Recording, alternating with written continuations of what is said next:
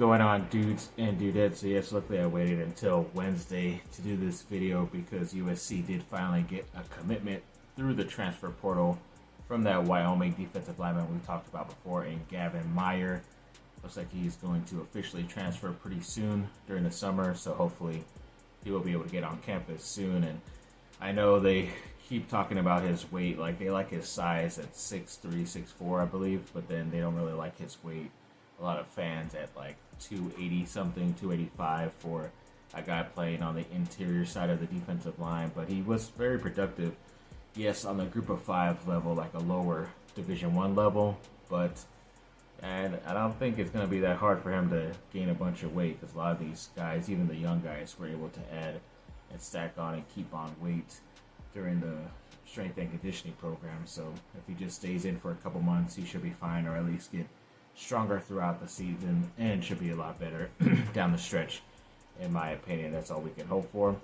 Speaking of another talented defensive lineman, he was the 4-star defensive lineman Isaiah Gibson coming into the 2025 class, but it looks like he was pretty much jumped up from like 247 Sports on 3 to become an official 5-star on all of the rankings, so that's pretty good for him. I always said, like, this guy is way too talented, way too ranked high to be a 4-star still, and especially with how coveted he is with a lot of the teams after him. So yeah, definitely very happy that he is still committed to USC and did earn that 5th star, so not mad about that. And then the USC baseball team did play Tuesday and were able to rally and get that victory against Utah and won 7-6, so that was nice to see and hear about at the end. And luckily, I think they get Oregon on Thursday tomorrow, so we'll see how that goes. And as long as they, I believe how this tournament goes, as long as they just keep winning, they shouldn't have to play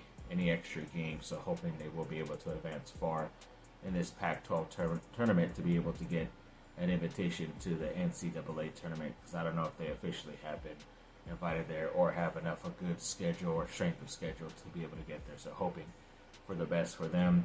And there's this 4-star wide receiver, I believe his name is Gavin Boggs. He did release a Final Four pretty recently and did say he is going to officially commit on July 4th. So pretty sure he's going to be coming on one of those June official visits coming up later in the month, and then pretty early, hopefully some fireworks for USC and him picking them, because he's a pretty talented 4-star wide receiver. So looking forward to that.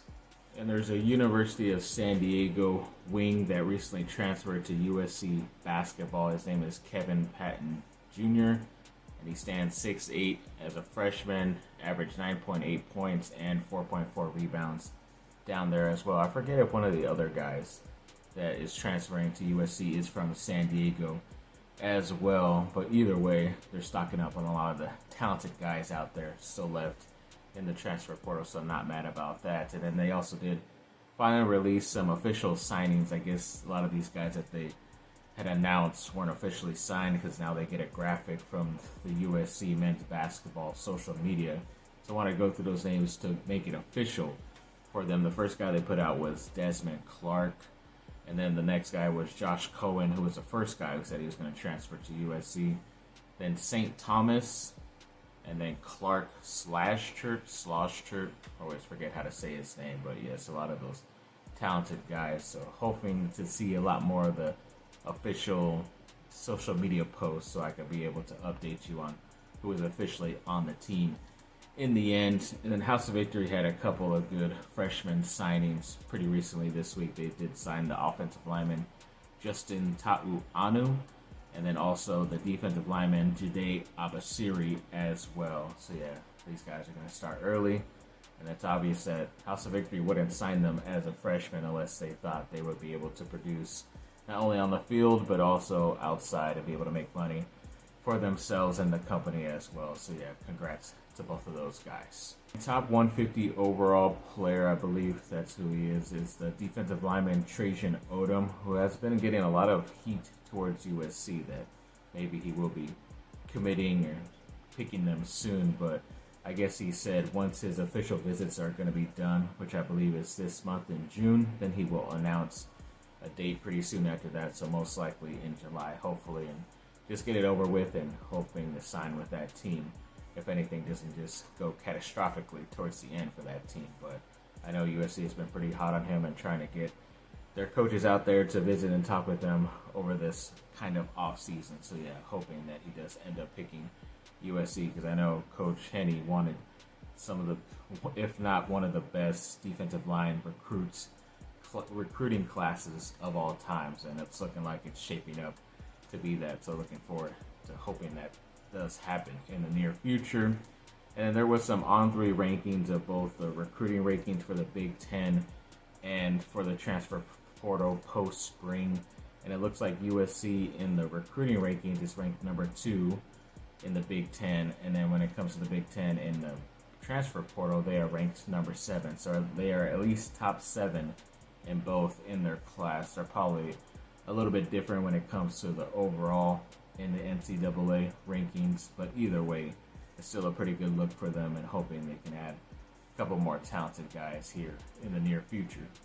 And speaking of that new conference, USC is in the Big Ten apparently after all those newer teams have signed on and are officially part of the conference. The revenue has jumped up about 34 some odd million, which is pretty good. And I think overall they're able to get for those teams around like a $60.5 million per season, which is pretty good. That's even more than what the SEC is giving out to their teams, which is like a low 50-something million per school. And I think they have about the same amount of schools, if I'm not mistaken. But I know there's some other legal stuff happening with like the ACC and the Big 12. I don't know if that's exactly to do with like some of the teams that are better, that they should be getting more money and all that stuff, because that just becomes more of a bad thing. But it's easier to solve that if you just say wherever you place in the final finishing like standings, then I guess that's how much money you would get. It's kind of like how they do it, wherever you get drafted in the draft, that's how much money you're going to end up winning or losing in the end if you get picked later. But either way, we'll see how it goes. It's looking like it's pretty profitable for USC so far.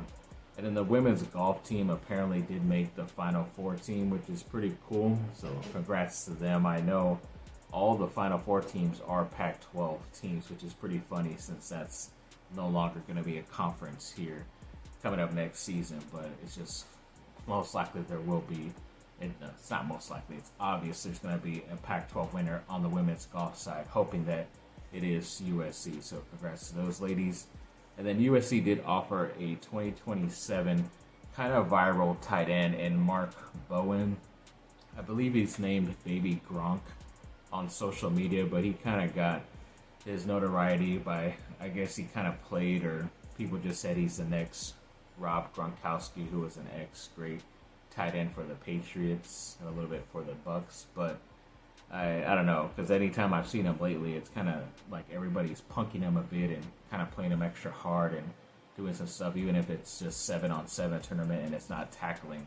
They're kind of shutting him down and doing all this stuff. So I don't know if USC felt bad and kind of wanted to offer him already this early, a couple years down the line before he can become an official commit, or they really see some talent in him and think he can add to their roster in that near future in 2027. But I guess we'll just have to wait and see. Thanks for watching, people. Like and subscribe. Comment down below. Let me know what y'all think. Have a great rest of your day. Bye. Fight on.